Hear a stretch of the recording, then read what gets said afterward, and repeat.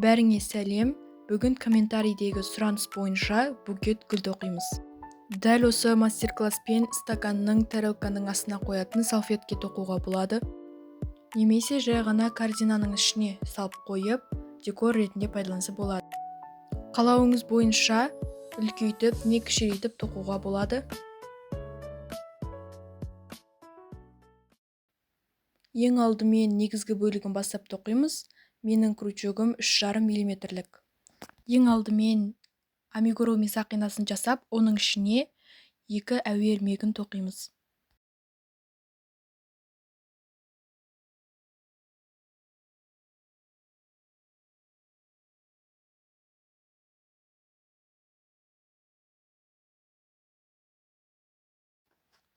Бір накетпен баған тоқимыз. Ол үшін крючогымызбен жұмыс жібін іліп алып, сақинаның ішіне кіргізіп, жұмыс жібін тартып, одан кейін 2 рет кіргізіп шығамыз. Осылай 12 рет қайталау керек. Мінекей, мен 2-ін жасадым, енді 3-шісін жасап жатырмын. Мына жердегі ең басындағы 2 әуе ілмегі ол саналмайды.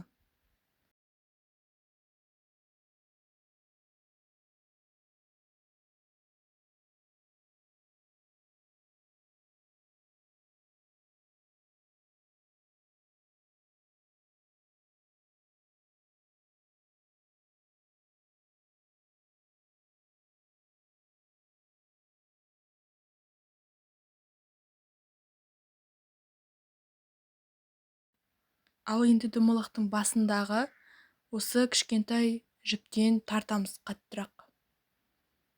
Сол кезде дөңгелек жабылады.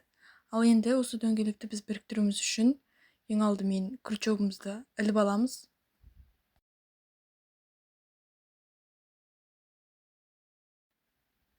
Осы домалағымызды енді біріктіру үшін ең алдымен жаңағы ең басында тоқыған үстіңгі жағында косичка болады.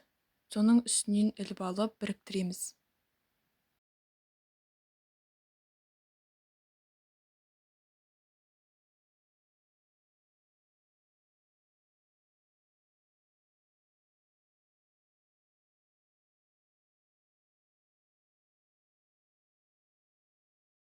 Бірінші қатар аяқталды, енді екінші қатарға көшеміз. 2 әуе ілмегін тоқимыз.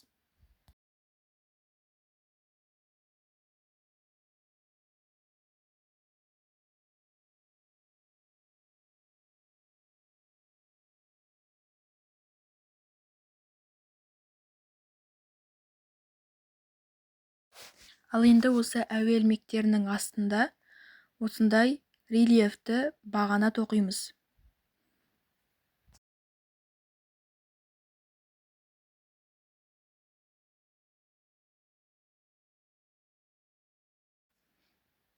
Енді қасынан жай ғана накетпен бағана тоқимыз. Осылай кезек-кезек тоқып шығуымыз керек. Ал енді рельефті бағана тоқимыз. Бұл рельефті бағаналар негізінен көбейтудің рөлін атқарады.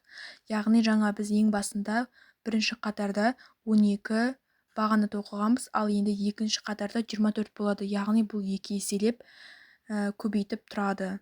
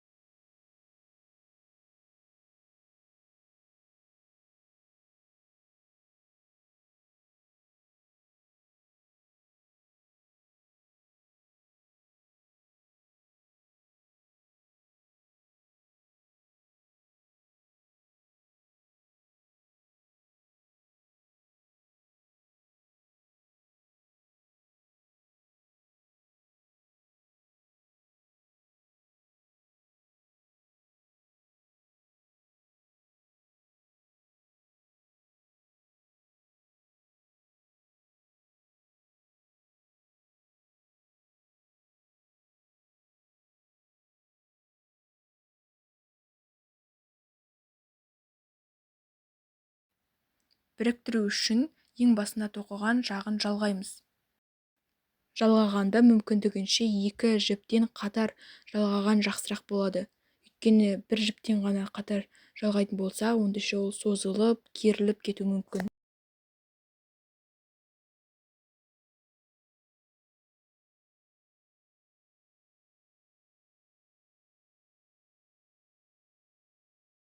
Екінші қатарды аяқталды. Енді үшінші қатарға көшеміз. Тартатын жіп бізге кедергі келтірмес үшін оны өстіп жасырып тастаймыз, сосын барып қиямыз.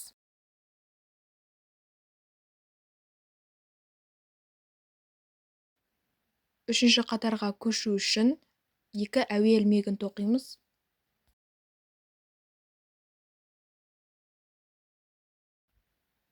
Накитпен бір бағана тоқимыз. Айта кететін бір жайт, қазір тоқитын ең соңғы бағана бұл бізде рельефті бағана болады әрқашанда. Ал енді осы бір бағанадан кейін рельефті бағана тоқимыз.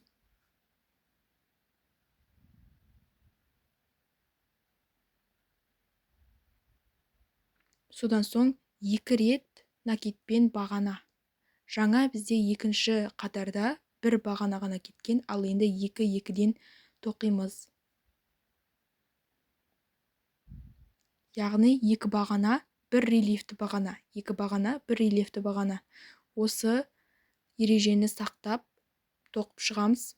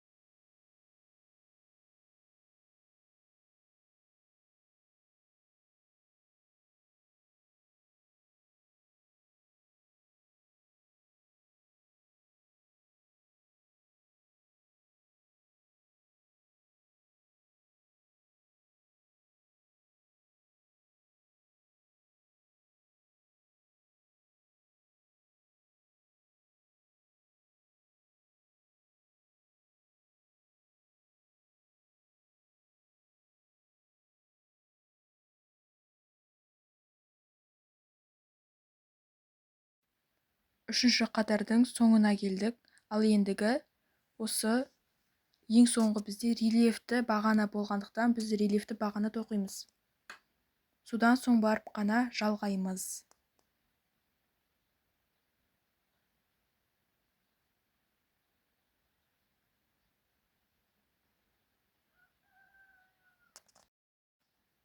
Бізде бірінші қатарда 12 бағана болған, ал енді екінші қатарда 24 болады. Ал үшінші қатарда 36 болады, өйткені 12-ні 3-ке көбейтеміз 36. Әр қатар сайын 12 бағана қосылып отыру керек. Осы кезде бізде жаңағы рельефті бағаналар көріне бастайды. Осындай толқындар пайда болады. Енді төртінші қатарға көшеміз. Жаңағыда екі әуе ілмегін тоқимыз.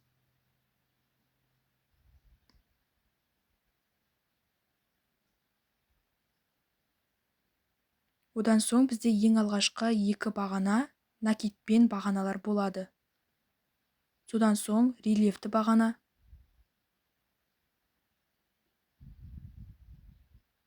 Рельефті бағанадан кейін 3 накитпен бағана тоқылады. Ендігі ереже 3 накитпен бағана, рельефті бағана, 3 накитпен бағана, рельефті бағана, өстіп 3-1, 3-1 деп қайталап отырасыздар. Ең соңғы бағана рельефті бағана болады.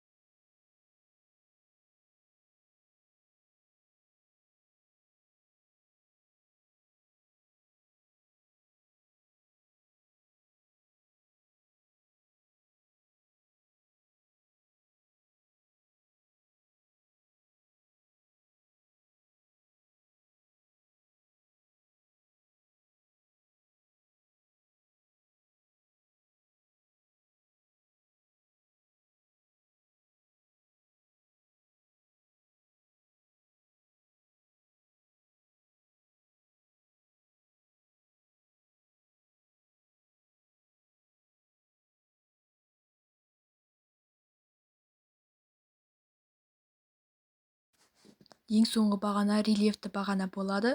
Содан соң барып жалғаймыз.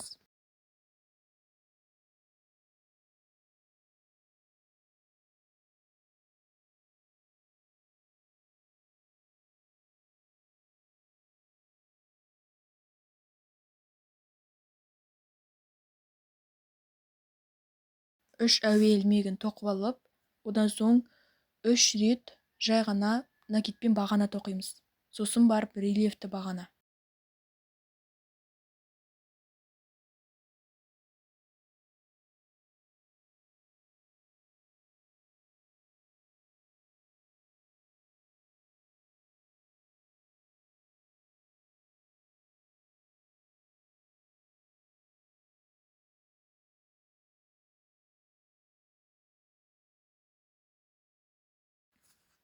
Рельефті бағанадан кейін накидпен жай ғана 4 бағана тоқып шығамыз.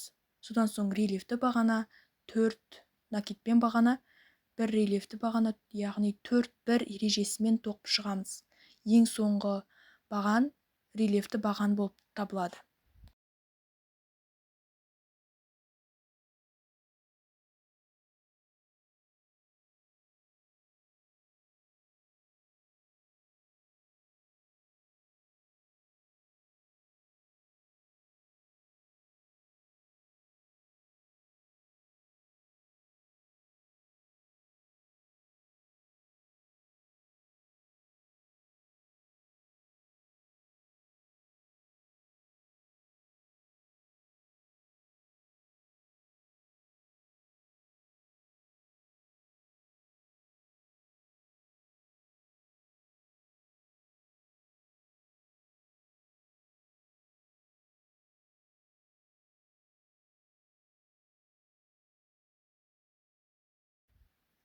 Мінекей, мен негізгі бөлігін тоқып шықтым. Менде диаметрі шамамен 50 сантиметр болды. Енді жапырақтарын тоқимыз. Ол үшін жасыл жібімізбен осы ең басындағы рельефті бағананың түбіне қарай бірінші тоқып аламыз. Бірінші өстіп бір бағана тоқимыз. Содан соң 5 бағана тоқып аламыз. Өстіп 5 әуе ілмегін тоқып, одан соң арада 2 ілмекті тастап кетіп, үшіншісіне барып тоқимыз. Қайтадан 5 әуе ілмегін іліп аламыз, екеуін тастап кетіп, ал үшіншісіне күртеуімізді салып, өстіп тоқып шығамыз барлығын. Қайтадан 5 әуе ілмегі, екеуін тастап кетіп, үшіншісіне тоқимыз.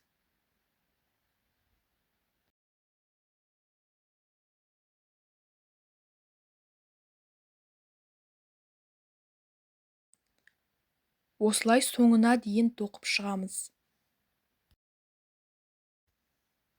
Мінекей, осы әуе ілмектерінен жасалған әр тесікті доға немесе орысша арка деп атайды.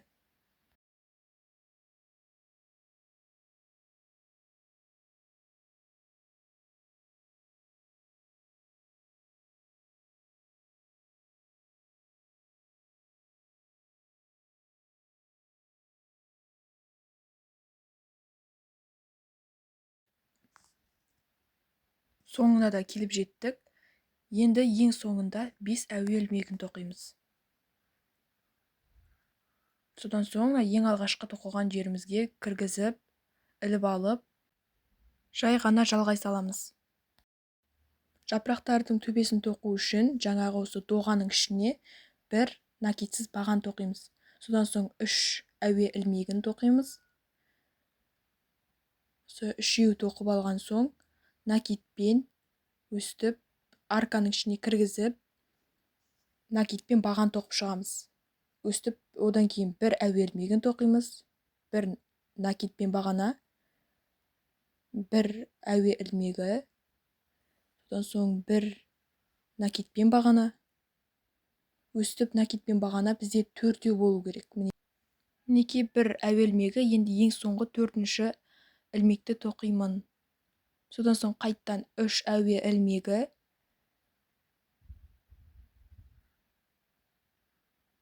содан соң жаңағы доғаның ішіне кіргізіп, біз осы бір жапырағымызды аяқтаймыз.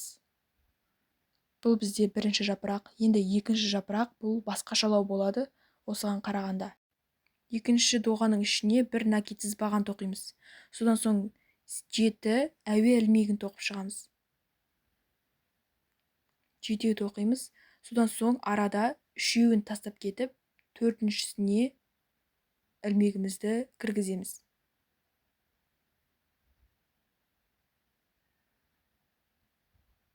Өстіп жай ғана бекітіп аламыз. Содан соң 3 әуе ілмегін тоқимыз.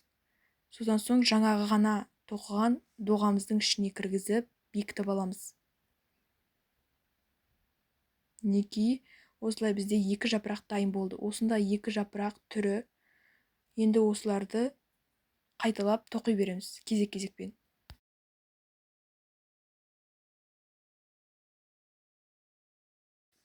Үшінші доғаның ішіне бір накитсіз бағана, одан соң 3 әуе ілмегі, 4 рет накитпен бағана тоқып шығамыз. Әр бағана сайын бір әуе ілмегін тоқып шығуды да ұмытпаймыз.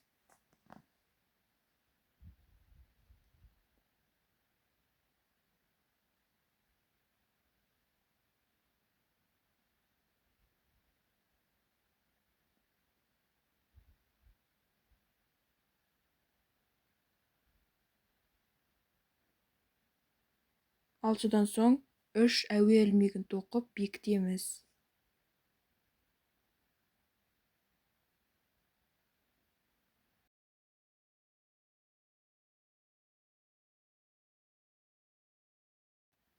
Төртінші доғамыздың ішіне жай ғана қарапайым накитсіз бағана тоқимыз.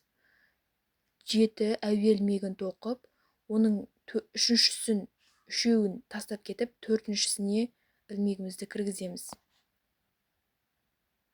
Жұмыс жібін іліп алып, жай ғана біріктіреміз. 3 әуе ілмегі арканың ішіне кіргізіп, бекітіп аламыз. Мінекей, осылай соңына дейін қайталап отырып тоқып шығу керек.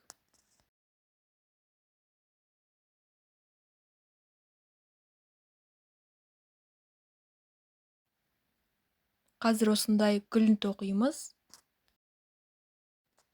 Гүлді осындай жапыраққа тоқимыз, ең бірінші рет тоқыған. Ал екінші рет тоқыған жапыраққа ештеңе тоқымаймыз, ол бос қалады. Мен осындай фиолетовый түсті жіптен тоқимын.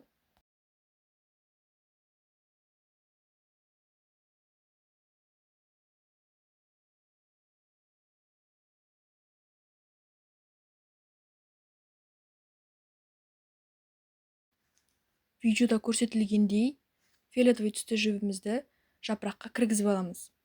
Одан соң 2 немесе 3 әуе ілмегін тоқимыз. Негізінен 2 де тоқса болады. Содан соң накитпен баған тоқимыз. Бірақ та ол бағанды толықта тоқымаймыз, осылай крючокта 2 қалу керек. Одан соң қайттан накит алып, накитпен бағана тоқимыз. Оны да до конца тоқымаймыз, соңына дейін тоқымаймыз. Өстіп бізде крючокта 6 жіп тұру керек.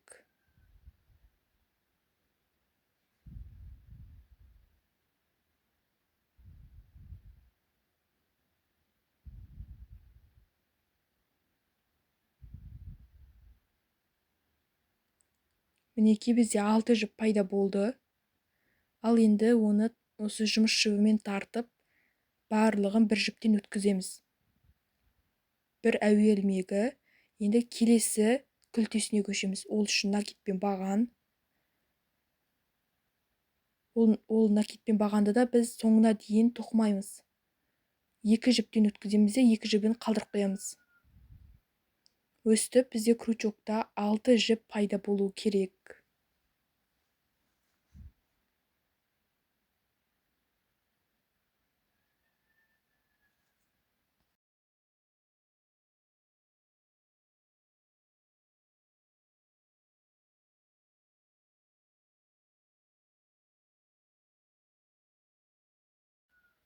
Крючокта 6 жіп пайда болды. Енді жұмыс жібімен барлығын тартып шығарамыз. 2 күлтесі пайда болды, тоқылды. Енді қалған 3-еуін тоқимыз. Барлығы бір гүлде 5 күлте болады. 5-еуін өстіп тоқып шығамыз. Мінекей, өстіп 5-еуін де тоқып болған соң енді жалғап шығу керек. Осы айналдырып.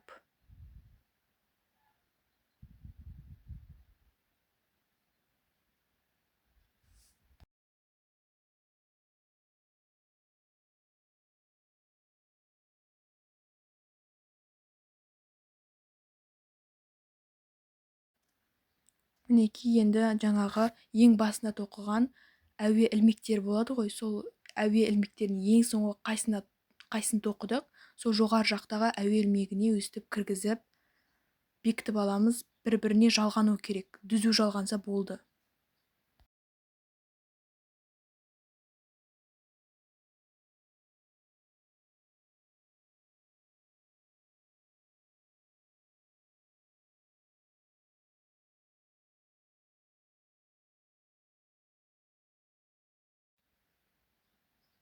Мінекей жалғанды.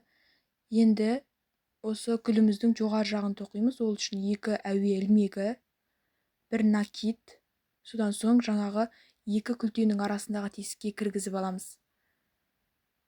Өстіп тоқып болған соң 3 әуе ілмегін тоқимыз. Содан соң жаңағы накидпен бағаны тоқыдық қой, сондағы ең соңғысы бекітетін жер болады. Осы 2 тізбек, 2 косичка болады. Мінекей осы жерден бекітіп аламыз. Жаңағы осы 2 күлтенің арасына тағы да 1 рет кіргізіп аламыз. Яғни 2 күлтенің арасында 2 болу керек. 3 әуе ілмегін тоқып, жаңағындай бекітіп аламыз.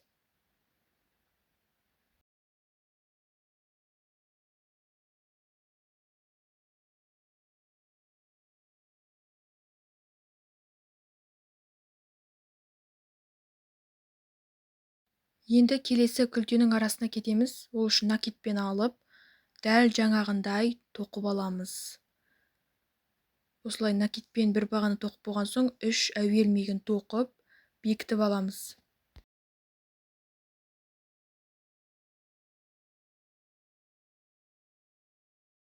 Қайтадан накидпен алып, жаңағы күлтелердің арасына кіргізіп, өстіп бір бағаны тоқып шыққан соң 3 әуе ілмегін тоқып бекітеміз. Бекіткен соң келесі күлтенің арасына кетеміз. Өстіп қайталап тоқи береміз.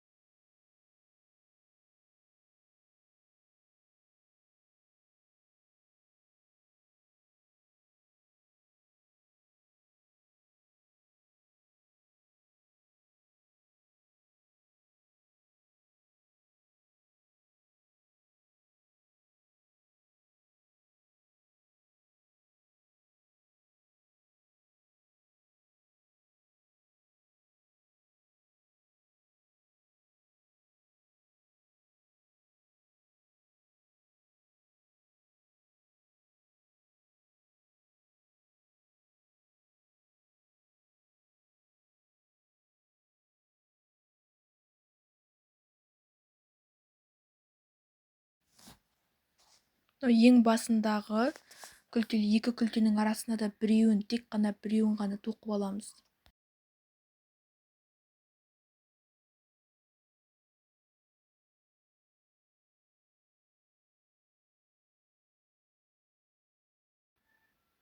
Одан соң ең басында тоқыған күлтеміздің жаңағы үстіңгі жағының жерде ең алдымен біз әуе ілмегін тоқимыз ғой, сол әуе ілмегінің ең соңғы жоғары жағын бекітіп аламыз өстіп. Одан соң 3 әуе ілмегін тоқып, осыны бекітіп аламыз. Ең түбінен, өзінің осы ілмектердің арасындағы түбінен бекітеміз, видеодағыдай. тағы бір мықтырақ болу үшін жаңағы қасындағы бір ilmekтерінен де тоқып тастауға болады. Жібімізді қиып, жібімізді жасырамыз.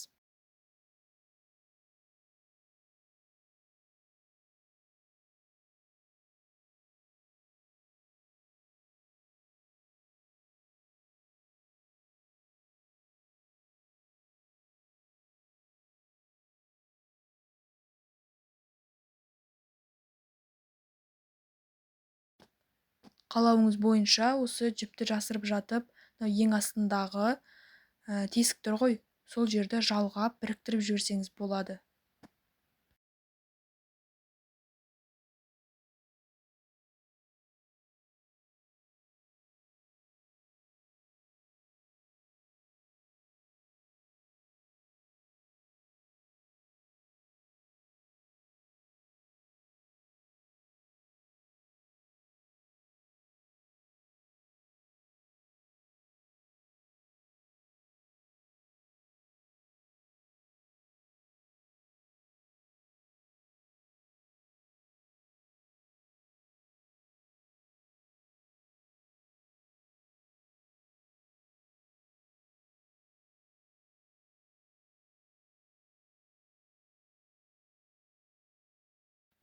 Ал енді өстіп, айналдырып шығып, барлық гүлдерді тоқып аламыз.